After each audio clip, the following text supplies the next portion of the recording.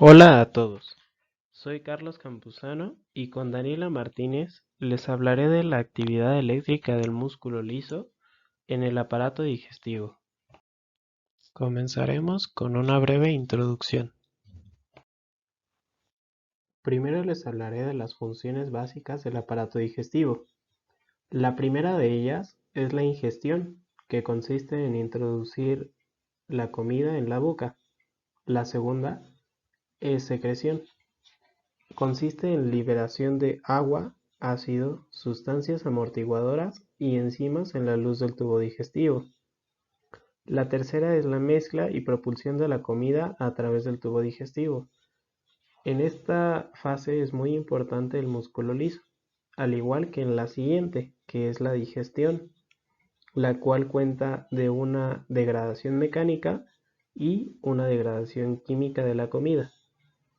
La siguiente fase es la absorción, o sea el pasaje de los productos digeridos desde el tubo digestivo hacia la sangre y la linfa.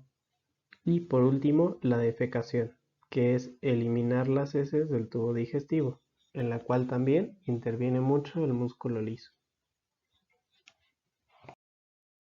Esta imagen representa un corte transversal en el cual podemos ver la estructura básica que se encuentra en todo el tubo digestivo, en la cual vamos a encontrar diferentes túnicas.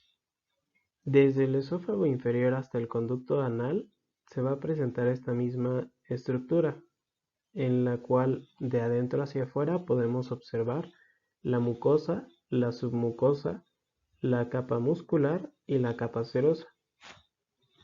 Primero, la capa mucosa o revestimiento interior del tracto gastrointestinal es una mucosa, la cual está compuesta por una capa de epitelio que tiene contacto directo con el contenido luminal, una capa de tejido conectivo que se llama lámina propia y una capa de músculo liso muscular de la mucosa. La siguiente capa es la submucosa, la cual consiste en un tejido conectivo areolar que une la mucosa a la muscular. Contiene gran profusión de capilares sanguíneos y linfáticos que reciben las moléculas de alimento absorbido. Además, en la submucosa se encuentra una extensa red neuronal conocida como el plexo submucoso, del cual les hablaré más adelante.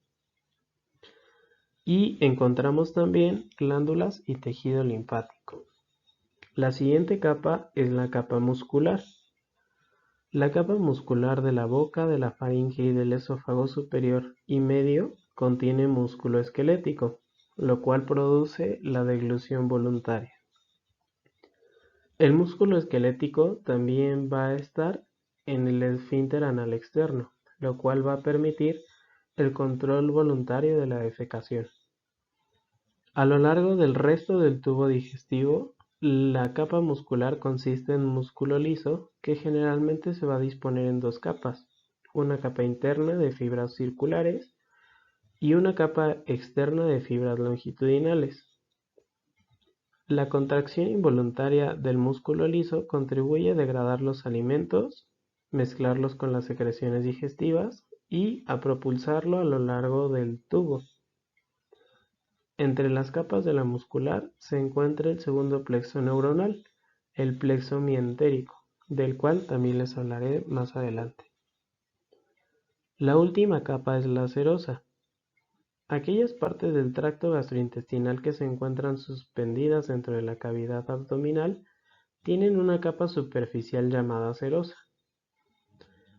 Como su nombre lo indica, es una membrana serosa compuesta por tejido conectivo areolar y epitelio plano simple, que se conoce como mesotelio. La serosa también se denomina peritoneo visceral porque forma parte de una porción del peritoneo, que también se mencionará un poquito más adelante. El esófago carece de la serosa y en su lugar tiene un tejido conectivo areolar llamado adventicia, que es la capa superficial de este órgano. En esta imagen podemos ver un corte histológico de la pared del esófago, en el cual de arriba hacia abajo podremos encontrar la mucosa y sus componentes, la submucosa, en la muscular una capa circular y una capa longitudinal y una adventicia.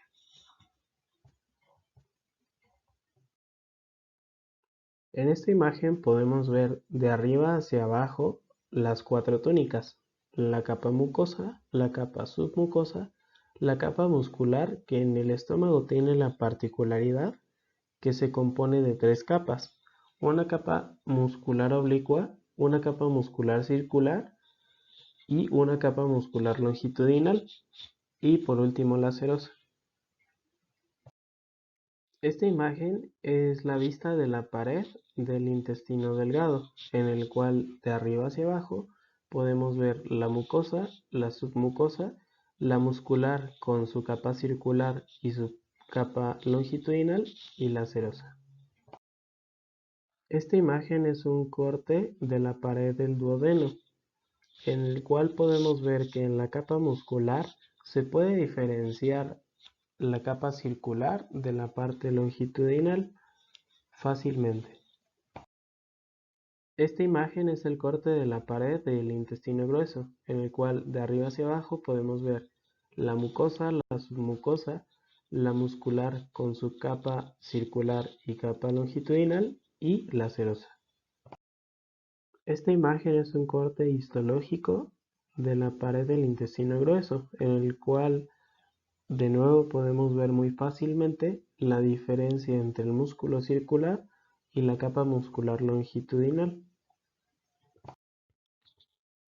Además, el tracto gastrointestinal está regulado por una red nerviosa intrínseca de nervios conocidos como el sistema nervioso entérico, y también por una red extrínseca que forma parte del sistema nervioso autónomo.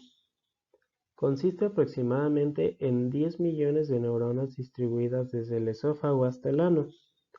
Las neuronas del sistema nervioso entérico se organizan en 2 plexos, el plexo mientérico y el plexo de la submucosa. Este sistema nervioso entérico tan desarrollado sirve sobre todo para controlar los movimientos y las secreciones gastrointestinales. El plexo mientérico o plexo de Auerbach se localiza entre las capas longitudinal y circular del músculo liso de la túnica muscular.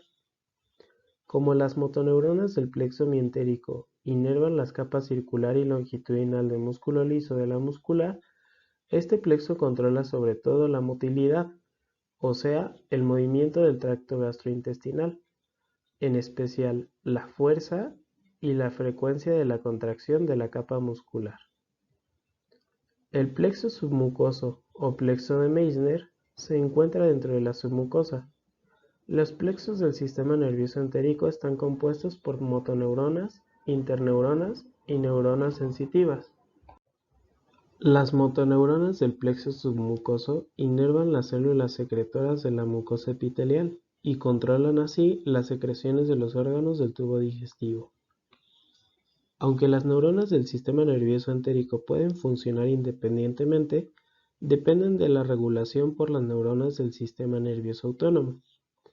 El nervio vago o decimopar lleva fibras parasimpáticas a casi todo el tubo digestivo, con la excepción de la última mitad del intestino grueso, inervado por fibras parasimpáticas provenientes de la médula espinal sacra. Las neuronas parasimpáticas preganglionares del vago o de los nervios esplécnicos de la pelvis hacen sinapsis con las neuronas parasimpáticas posganglionares de los plexos mientérico y de la submucosa. Algunas neuronas parasimpáticas posganglionares, en cambio, establecen sinapsis con neuronas del sistema nervioso entérico. Otras inervan directamente el músculo liso y las glándulas de la pared del tracto gastrointestinal.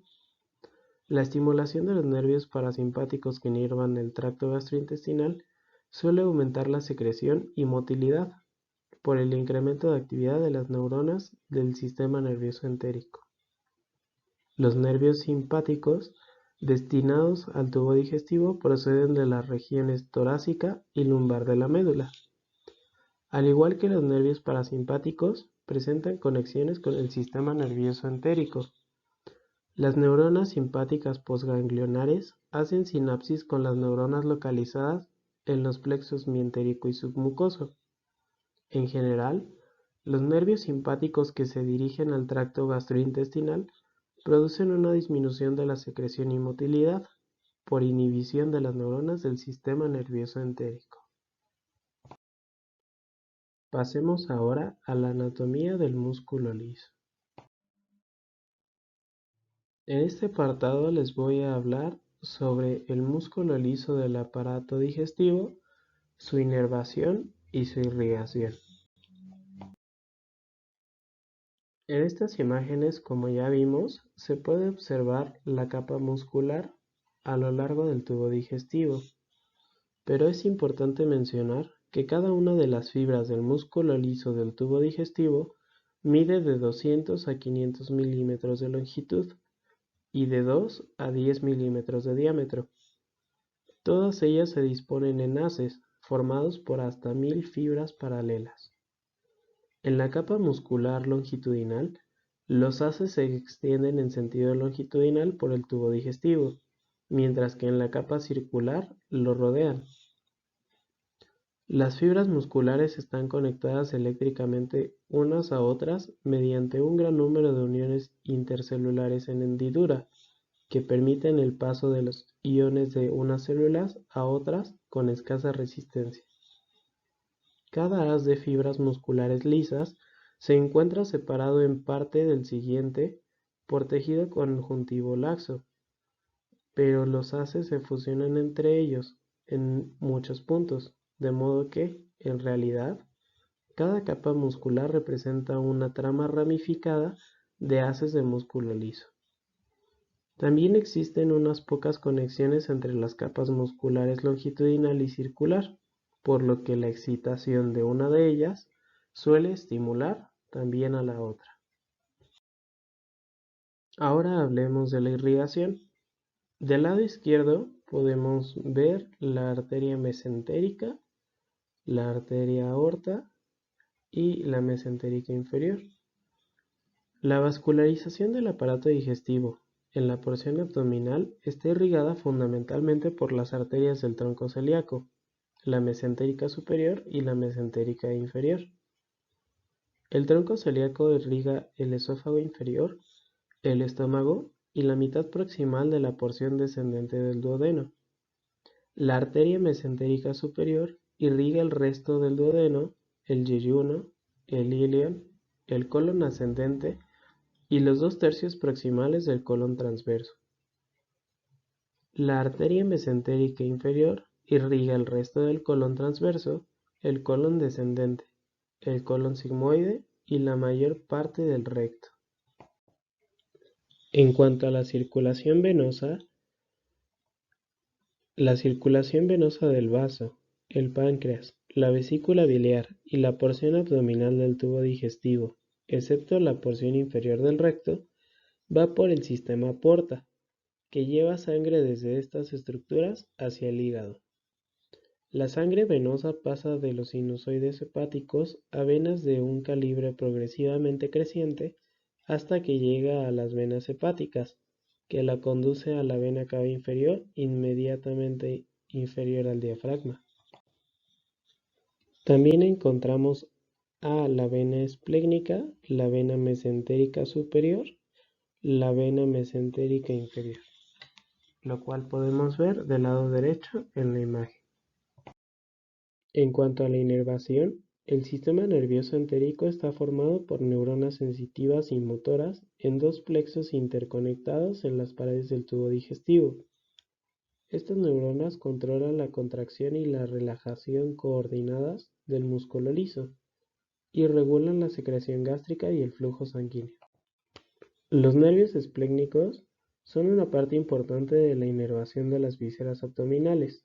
Van desde el tronco simpático y ganglios simpáticos relacionados con el tronco al plexo prevertebral y ganglios anteriores a la aorta abdominal. Hay dos tipos de nervios esplénicos, en función del tipo de fibra eferente visceral que transporten.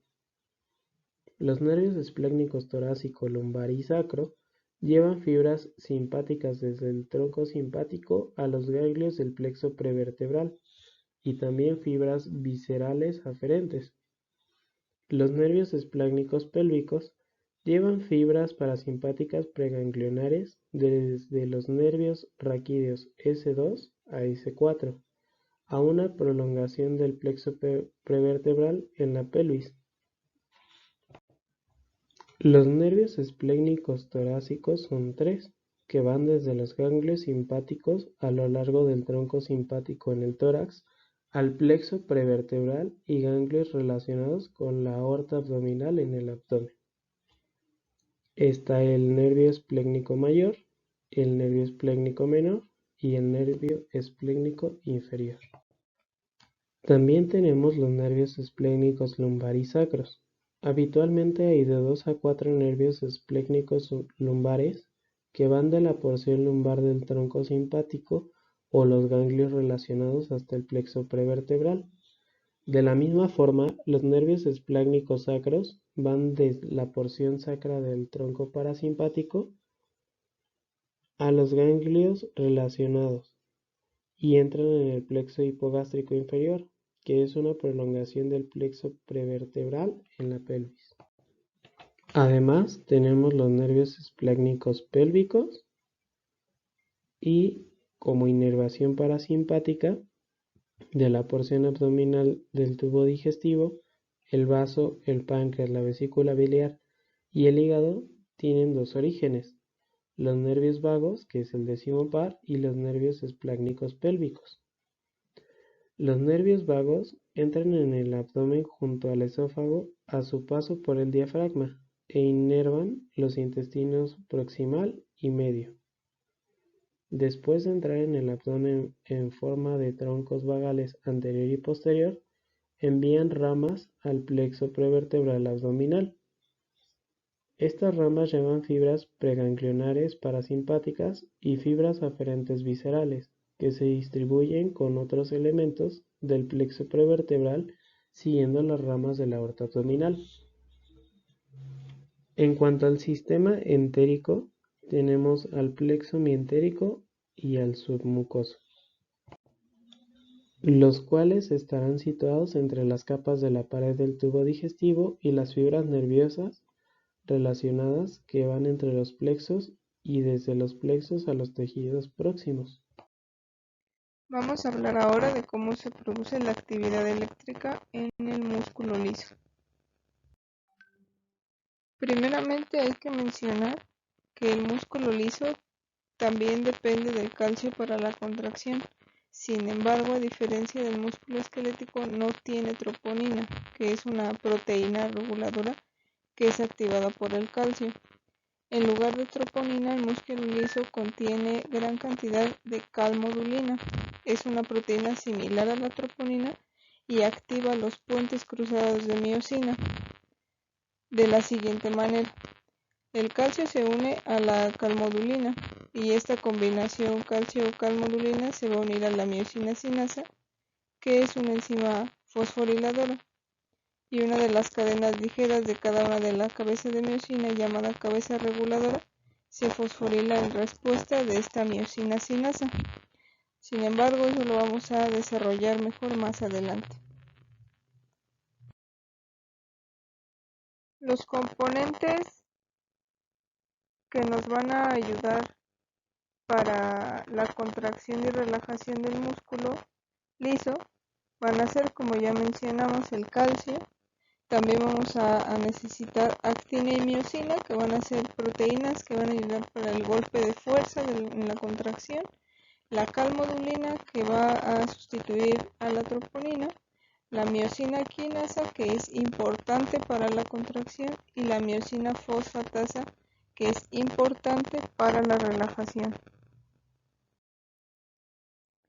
Ahora, hablando ya específicamente de la contracción del músculo liso, al igual que en el caso del músculo esquelético, el estímulo que inicia la mayoría de las contracciones del músculo liso es un aumento de iones de calcio en el medio intracelular.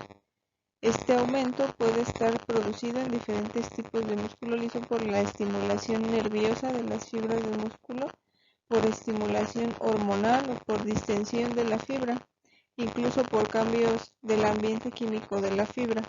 La activación y contracción del músculo liso se dan conforme a la siguiente secuencia. Primero tenemos que hay un medio intra y extracelular, y además tenemos nuestro retículo sarcoplásmico. Tanto en el medio extracelular como en el retículo vamos a tener calcio. La concentración de calcio en el líquido citosólico del músculo liso se incrementa como consecuencia de la entrada de calcio del líquido extracelular a través de los canales de calcio y o la liberación de calcio desde el retículo sarcoplásmico. Los iones de calcio se van a unir a la calmodulina. Esta unión va a ser reversible. Al unirse se forma el complejo calmodulina-calcio, que se une después a la miosina sinasa de cadena ligera, que es una enzima fosforiladora, y la activa. Una de las cadenas ligeras de cada una de las cabezas de miosina o cabezas reguladoras se fosforila en respuesta a la miosina sinasa. Cuando esta cadena no está fosforilada, no se produce el ciclo de unión de las cabezas de miosina con el filamento de actina. Sin embargo, cuando la cadena reguladora está fosforilada, la cabeza tiene la capacidad de unirse repetitivamente al filamento de actina y de avanzar a través de todo el proceso de ciclado de tirones intermitentes, al igual que ocurre en el músculo esquelético, y es así como se produce la contracción muscular. Para el proceso de relajación, una vez que se dio la contracción, el calcio va a salir a través de bombas de calcio del retículo sarcoplásmico y también están localizadas en la membrana. El calcio y la calmodulina se separan y se desactiva la miosina quinasa gracias a otra enzima, la miosina fosfatasa, que desfosforila la cadena ligera de la miosina, y el resultado es la relajación del músculo liso. Para hablar de los potenciales de acción hay que recordar que el músculo liso gastrointestinal funciona como un sinsitio. Se excita por la actividad eléctrica intrínseca, lenta y casi continua que recorre las membranas de las fibras musculares. Esta actividad posee dos tipos básicos de ondas eléctricas, que son las ondas lentas y las espigas. Además, el voltaje del potencial de membrana en reposo del músculo liso gastrointestinal se puede modificar a distintas medidas. Primero vamos a hablar de lo que son las ondas lentas. Casi todas las contracciones gastrointestinales son rítmicas, y ese ritmo está determinado fundamentalmente por la frecuencia de las llamadas ondas lentas del potencial de membrana del músculo liso. Estas ondas no son potenciales de acción, sino que constituyen cambios lentos y ondulantes del potencial de membrana en reposo. Su intensidad suele variar entre 5 a 15 milivoltios y su frecuencia oscila en las distintas partes del aparato digestivo, entre 3 y 12 por minuto. Por ejemplo, 3 en el cuerpo gástrico y hasta 12 en el duodeno, y alrededor de 8 a 9 en el ileón terminal. No se conoce con exactitud el origen de las ondas lentas, pero parece que podría deberse a interacciones complejas entre las células musculares lisas y unas células especializadas llamadas células intersticiales de Cajal, que se cree que actúan como marcapasos eléctrico para las fibras musculares lisas. Estas células forman una red y se encuentran entremezcladas con las capas de músculo liso, con cuyas células establecen contactos que son parecidos a sinapsis. Las células intersticiales de Cajal sufren cambios cíclicos en su potencial de membrana debido a unos canales iónicos peculiares que se abren de manera periódica y producen corrientes hacia el interior que podrían generar su actividad. Las ondas lentas no inducen por sí mismas contracciones musculares en la mayor parte del tubo digestivo, salvo quizás en el estómago. Su función principal consiste en controlar la aparición entre los potenciales intermitentes en espiga, que a su vez producen la contracción muscular. Los potenciales en espiga, por otra parte, son verdaderos potenciales de acción que se generan automáticamente cuando el potencial de reposo de la membrana del músculo liso gastrointestinal alcanza un valor más positivo que menos 40 milivoltios. Aparecen cada vez que los valores de ondas lentas se elevan temporalmente sobre este nivel, y cuanto más asciende la onda lenta, mayor será la frecuencia de la espiga. La frecuencia oscila de 1 a 10 espigas por segundo y duran de 10 a 40 veces más que los potenciales de acción de grandes fibras nerviosas. Cada espiga llega a prolongarse de 10 a 20 milisegundos.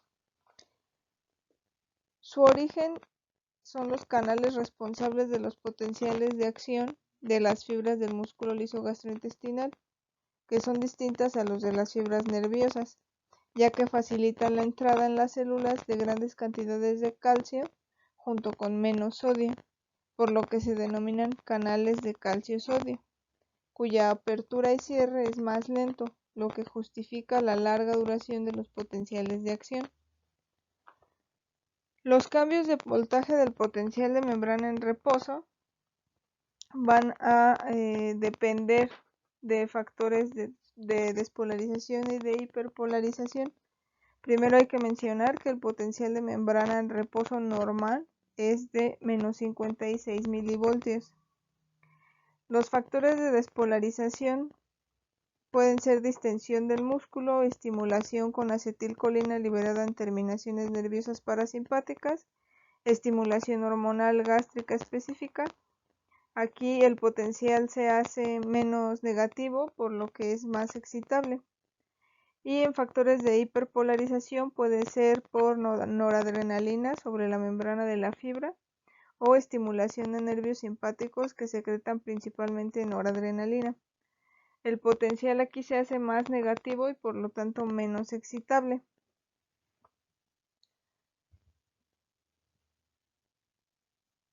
En la imagen podemos observar un potencial en espiga típico.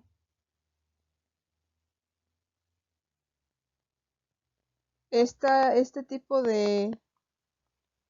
con su secuencia de ondas lentas puede observarse principalmente en el peristaltismo.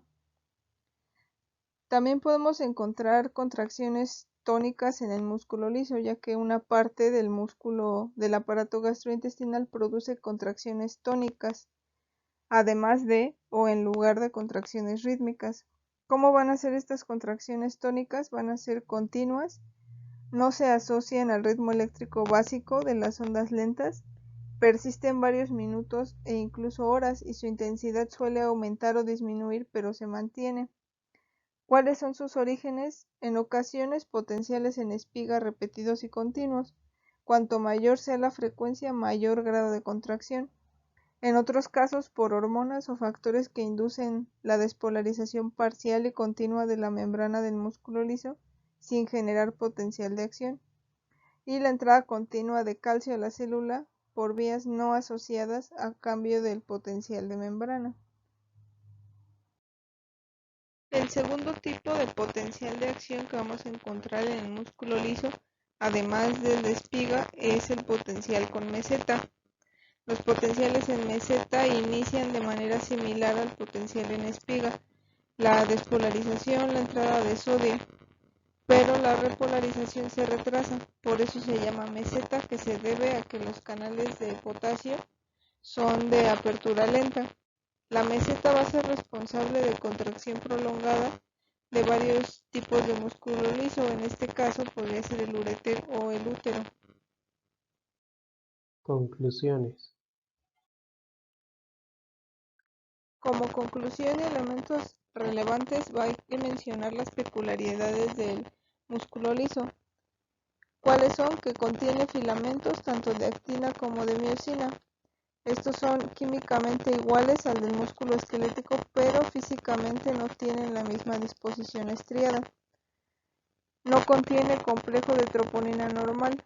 La fuerza de contracción se transmite por uniones gap y en vez de disco Z tiene cuerpos densos. Se contrae hasta un 80% de su longitud, al contrario del músculo estriado que se limita a menos de 30% de su longitud. Las contracciones son más duraderas, su ciclo de contracción demora más, su frecuencia y fuerza de contracción es mucho menor y gasta menos ATP que el músculo estriado. También el músculo liso se contrae de 50 a 100 milisegundos después de ser excitado, alcanzando una contracción completa 0.5 segundos después. Pero hay tantos tipos de músculo liso que la contracción varía desde 0.2 segundos hasta 30 segundos. Como diferencias entre músculo esquelético y liso para contracción y relajamiento, hay que marcar algunas diferencias. El músculo esquelético depende de calcio, al igual que el músculo liso. Sin embargo, para la contracción, el músculo esquelético es troponino dependiente, el músculo liso es troponina independiente, y para el relajamiento, el músculo esquelético está mediado por troponina, y en el músculo liso el relajamiento está mediado por fosfatasas. A nombre de Daniela Martínez y yo, Carlos Campuzano, les agradecemos.